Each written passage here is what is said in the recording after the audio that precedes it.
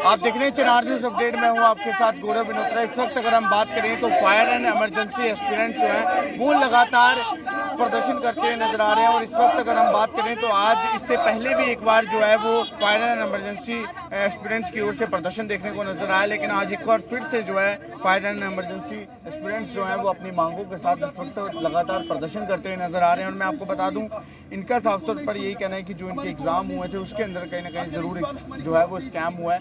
फिलहाल बातचीत जो है वो हम इन लोगों के साथ जरूर करना चाहेंगे। तो सीधा क्या नाम है? मेरा नाम समीर अहमद है। कहाँ से? गांधरबल से। गांधरबल कश्मीर से? जी सर। कश्मीर से आप यहाँ पे प्रदर्शन करने के लिए आए हैं, क्या कश्मीर में क्यों नहीं प्रदर्शन किया? हमने 2020 से ऑलमोस्ट 50 प्रोटेस्ट किया वहाँ पे, बट उसका कोई रिजल्ट ही नहीं निकला।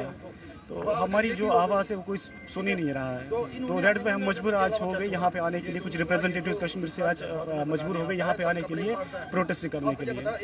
अब आपकी क्या कुछ मांगे हैं? क्या हमारी यही मांग है कि जो फायर एंड इमरजेंसी सर्विस की जो रिक्रूटमेंट हो गई थी उसमें बहुत बड़ा स्कैम पाया गया, क्योंकि हमारे पास आई विटनेसेस है, हमारे पास ब्रोकर्स की ट्रांजेक्शंस है जिनमें पैसा ट्रांसफर हो गया है, ठीक है। हमारे पास एफिडेविट्स है, ठीक है, जिन्होंने पेपर खरीदा था और बदकिस्मती से वो जो मेरिट लिस्ट में फॉल नहीं कर पाए, वो मेरिट लिस्ट में फॉल नहीं कर पाए। अभी वो आई विटनेस बन गए कि हमने पेपर खरीदा था, किस बंदे से खरीदा था, कहाँ से खरीदा था। और एक एक घर के 4-4 बंदे, ठीक है, एक एक बाप के 4-4 बेटे इसमें सिलेक्ट हो गए हैं, 8th पास में सिलेक्ट हो गए। हमारे पास बहुत सारी प्रूफ्स है। अब हम यही चाहते हैं कि इसकी सीबीआई इंक्वायरी बिठाई जाए, जैसे पीएसआई में सीबीआई इंक्वायरी बिठाई गया, कोई कमेटी बिठा दीजिए, ठीक है, जो इसकी जांच करे। इसका जो हम दावे के साथ कहेंगे कि इसमें जो फ्रॉड हुआ है 100% हुआ है। अगर इसमें 100% स्कैम ना हुआ, हम सारे जेल जाने के लिए तैयार हैं। तो आपने इस चीज़ का मेमोरेंडम दिया हो इससे पहले किसी को? हमने तो बस प्रोटेस्ट किए, और इससे पहले हमने कोर्ट में केस किया था, कैट में चला गया था हमारा केस। तो वहाँ पे कोर्ट ने कहा कि कोर्ट में ये कहा गया कि ये जो आपकी जो एविडेंस है, हम इस बेस पे हमारे तरफ सीबीआई इंक्वायरी नहीं बिठाई जा सकती है। आप एक काम कीजिए, इसके लिए कोई अथॉरिटी होनी चाहिए जो इसकी सीबीआई इंक्वायरी बिठाए और तब जाके ये जो प्रूफ्स है इनको अथेंटिकेट करे। यहाँ पे कुछ स्टूडेंट्स ऐसे भी हैं जिन्होंने MBBS करके रखी है। MBBS नहीं किया है, MPhil किया है, PhD किया है। MBBS करके स्टूडेंट्स नहीं है हमारे यहाँ पे, ठीक है। ये हमने जो इसी कोटेशन लिखी है यहाँ पे, दैट में जो 8th पास बंदे हैं, ठीक है, जैसे हमारा मुन्ना भाई MBBS मूवी तो आपने देखी होगी, ठीक है, वैसे ये बंदे भी मतलब इन्होंने जो है पोस्ट निकाली, ग्रैब कर दिया पोस्ट, उसको थ्रो पेमेंट, इन्होंने पेमेंट देके जो है पोस्ट निकाली वहाँ से। जी, तो अभी फिलहाल मैं आपको बता दूं लगातार यहाँ पे प्रदर्शन किया जा रहा है। और ये देख सकते हैं आप, कपड़े भी जो है वो कुछ यहाँ पर एस्पिरेंट्स ने जो है वो अपने यहाँ पर खोल दिए। और फिलहाल लगातार जो है वो प्रदर्शन यहाँ पर किया जा रहा है। इससे भी बातचीत जो है वो हम जरूर करने का प्रयास करेंगे। जब विषय पे इस मुद्दे पे बात नहीं उठाई, अभी तो जरूर करेंगे। जी सर, क्या कहेंगे आप? फिलहाल कपड़े आपने अपने खोल दिए हैं, इससे पहले भी आपने प्रदर्शन किया, क्या मांगे आप? हमारी मांग ये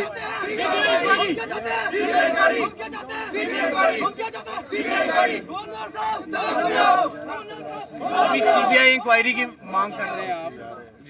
जी 2013 से हम जूझते आ रहे हैं, ये आज का मसला नहीं है, ठीक है। 2018 में भी स्कैम, मास कॉपिंग वगैरह, 2013 में बाढ़ की वजह से कैंसिल कर दिया गया था।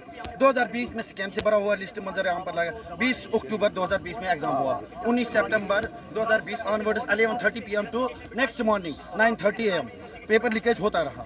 और इसके पुख्ता सबूत है हमारे पास। आज तो सबूत क्या बताएंगे, आज तो इलेक्ट्रॉनिक ज़माना है, इलेक्ट्रॉनिक गैजेट्स है, उसके जरिए से आज व्हाट्सएप पे शेयरिंग और केयरिंग की जाती है। ये तो सीधी सी बात है। अब हम यहाँ इस मुद्दे को लेकर आए हैं कि हमारी मांग क्या है। हमारी मांग 2020 में जो लिस्ट मंजर यहाँ पर लाया गया 3 अक्टूबर को, अब हमें बताओ 3 अक्टूबर के बाद जब ज्वाइनिंग का टाइम दिया जाता है, 21 दिन का कम से कम होता है ना, 21 दिन का होता है या नहीं होता है? 21 दिन का टाइम नहीं दिया गया, बल्कि जिस दिन लिस्ट निकला अगले दिन इनको बोला आप ज्वाइनिंग के लिए आ जाओ। किसी के पास PRC category certificate, RBA, ALC, किसी के पास फिट है ना हो ना हो, आप ज्वाइन कर सकते हो, ठीक है। तो क्यों इसमें इनको 8th पास लगाने थे, ठीक है, 8th पास लगाने, ये कॉमन सेंस की बात है। एक ही घर में 6-6, 4-4, 2-2, 3-3 बंदे, हमारे पास सबूत है, ठीक है, वो भी बिल्कुल नाकाबिल महज। और तो और साथ हमारे पास आई विटनेस है, एक नहीं, दो नहीं, तीन है, जिन्होंने पेपर खरीदा था और फिर आगे ब्रोक किया। आपको लगता है किस तरह से जेकेपीएसआई के साथ आपको लगता है जस्टिस हुआ है? और जेकेपीएसआई इसके सामने कुछ नहीं। ये सबसे बड़ा 2014 के बाद सबसे बड़ा और पहला बेसिक स्कैम है। ठीक है, हम कश्मीर से यहाँ प्रेस क्लब में क्यों आए? हमारी गुहार सुनी नहीं जाती है। इसकी लिस्ट कहाँ पे निकाली गई? इसकी लिस्ट डिपार्टमेंटल पोर्टल पर निकाली, और तो डिपार्टमेंटल पोर्टल पे निकाली, किसी न्यूज़पेपर पे पब्लिश नहीं किया गया। ये कैसे पॉसिबल है? न्यूज़पेपर पर क्यों नहीं पब्लिश किया गया? आपने तब आवाज उठाई? आवाज क्या, हम दफ्तर पे दफ्तर गए, डंडे खाए, पुलिस के डंडे खाए।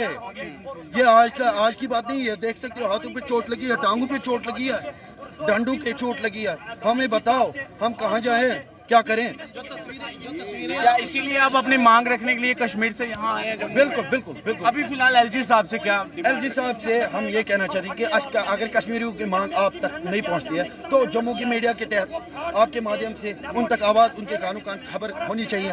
ठीक है, आप यहाँ भी आवाज़ नहीं पहुंची तो मैं क्या कह सकता हूँ? इसके अलावा तो हमें जंतर मंतर में जाना पड़ेगा। तो अभी फिलहाल मैं आपको बता दूं, लगातार फायर एंड इमरजेंसी एस्पिरेंट जो हैं वो अपनी मांगों के साथ यहाँ पे प्रदर्शन करते नजर आ रहे हैं और साफ तौर पर इनकी यही मांग है कि कश्मीर घाटी के अंदर जब हम प्रदर्शन करते थे तो हमारी आवाज़ जो है वो कहीं ना कहीं एलजी प्रशासन तक नहीं पहुँच पाती थी, लेकिन हमें उम्मीद है कि आज हम लोग जम्मू के अंदर आए हैं और यहाँ पे प्रदर्शन कर रहे हैं तो एलजी प्रशासन तक जम्मू की मीडिया के माध्यम से आवाज़ जो है वो ज़रूर पहुँचेगी, जिसके बाद हमारे मसले को जो है वो जल्द से जल्द हल किया जाएगा। 2014 के बाद बड़ा स्कैम जो है वो ये भी बताया जा रहा है। इससे पहले अगर मैं बात करूँ तो जेके पीएसआई का हमने आपको स्कैम बताया था। उसके बाद अगर हम बात करें तो जेके एसएसबी पंचायत अकाउंटेंट का जो असिस्टेंट का जो एग्ज़ाम हुआ था उसके अंदर भी धांधली पाई गई थी। लेकिन आज फायर एंड इमरजेंसी एस्पिरेंट्स जो हैं ये भी कहीं ना